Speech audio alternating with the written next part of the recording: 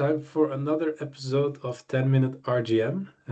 Today I'm joined by Julia, and we have some interesting topics to cover today. So, welcome, Julia. Thanks for joining us. Would you like to do a brief introduction of yourself? I'm Julia Zagumennova, and in the last 10 years, I led commercial excellence and RGM agenda in the Coca Cola system, both in the global headquarter role and in market capacity across emerging and developed markets. In all those roles, my focus was always the same: build RGM capabilities to help grow both P&L and people behind it. For you, what is the recipe for success when you need to instill the RGM capability across multiple markets, different archetypes, different people in every team? What do you find as one of the key factors to success in doing that?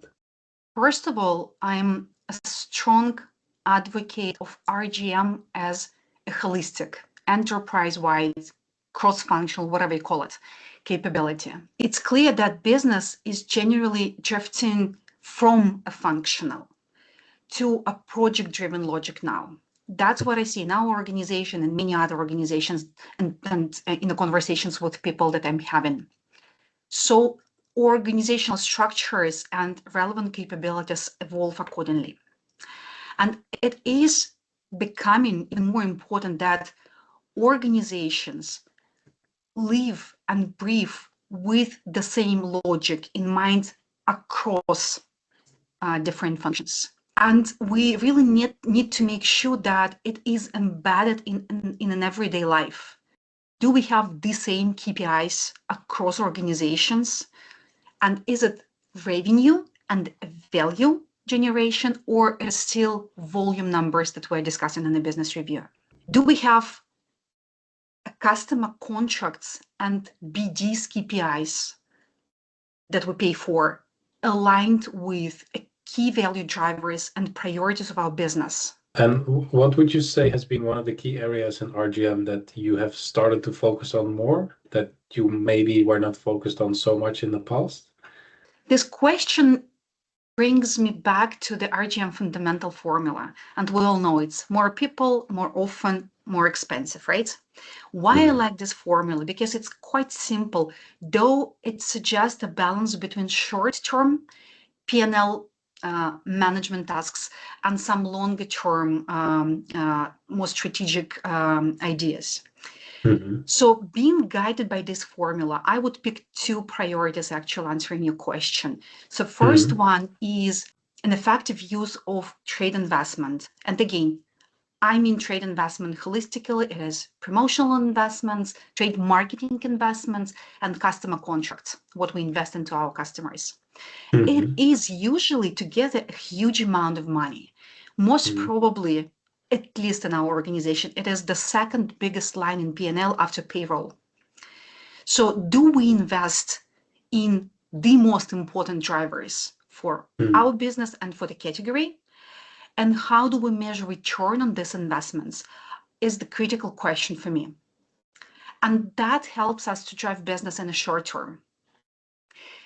Integrating the longer term logic, I would say where to play is the RGM question that I believe has a lot of importance nowadays. Brands across many categories, beverages included, are constantly challenged by a swift change in the consumer trends. Like, look what GLP-1 does now in this world. Regulations, a good example of deposit return scheme, which is being introduced across Western European countries quite massively now, or competitors take private labels just to make a bigger drama out of this. So I believe RGM has a role to play here in terms of prioritizing opportunities, fact-based, data-based, like truthful prioritization of opportunities to suggest where we need to invest our resources and funds. And I do think, especially on the first one, when you were talking, I heard a lot of touch points that are similar in trade marketing or customer trade marketing around, driving the frequency, driving the shopper. And it all comes from the transparency, right? You need to evaluate what's working and are we putting our money behind the right, behind lever, let's say. Correct. What would you say is a big fundamental element that you need in order to actually be able to do that, right? Data plays a big part of that, but is it more the systems and the technology behind, or is it more the mindset of getting people actually to conditionalize the trade investment that they're investing, or how do you see that? I think you're spot on, actually. Connecting to the previous questions that we've discussed, my view of holistic RGM capability includes five elements. It is definitely leadership, it is people, it is data, tools, and processes. And yes, data has a strong hype today for a very good reason. But I believe that process is the element quite oftenly overlooked. Just imagine we have the best and maybe the most expensive tool and data acquisition. And we design a perfect price architecture and trade investment guidelines.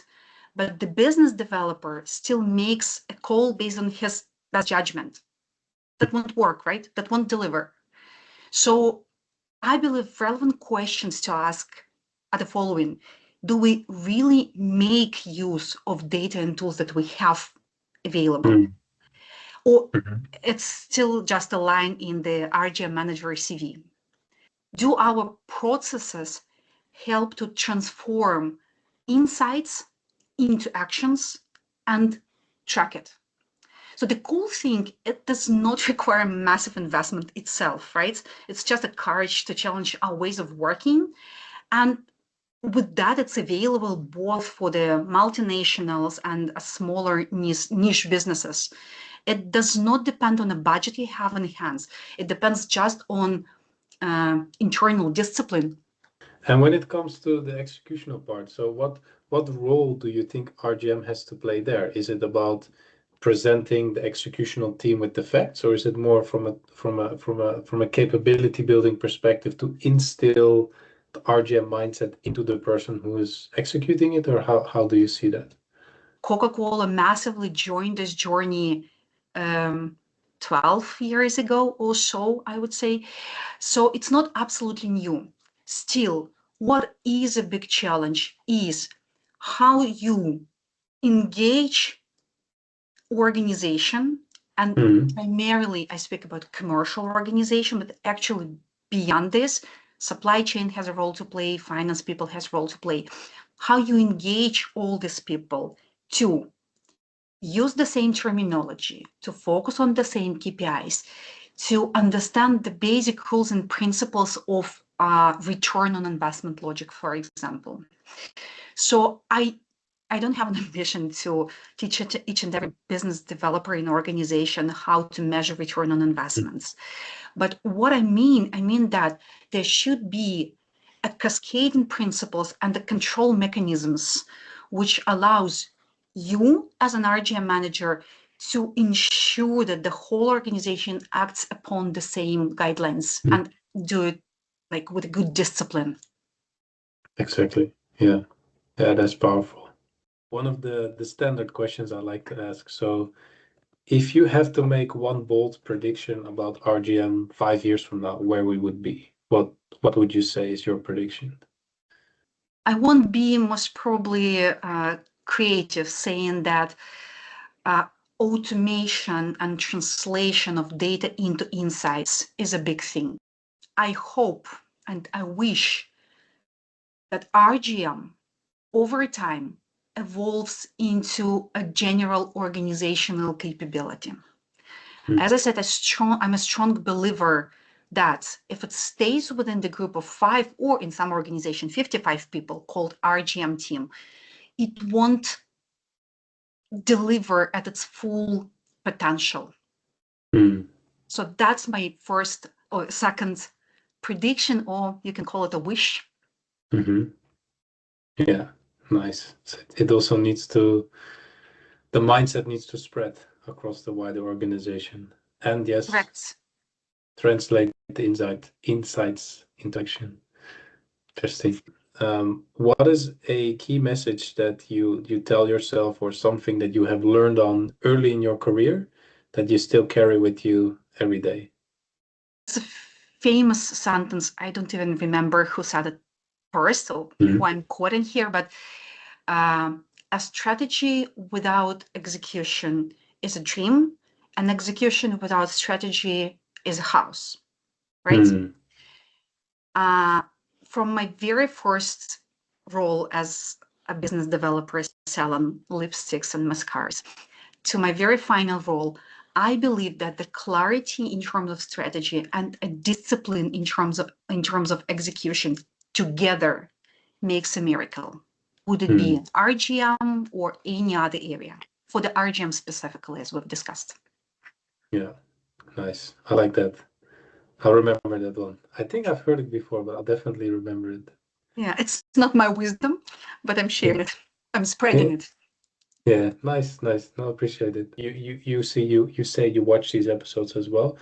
Are there any specific people or specific roles or specific industries or companies that you think we should invite for one of our next episodes?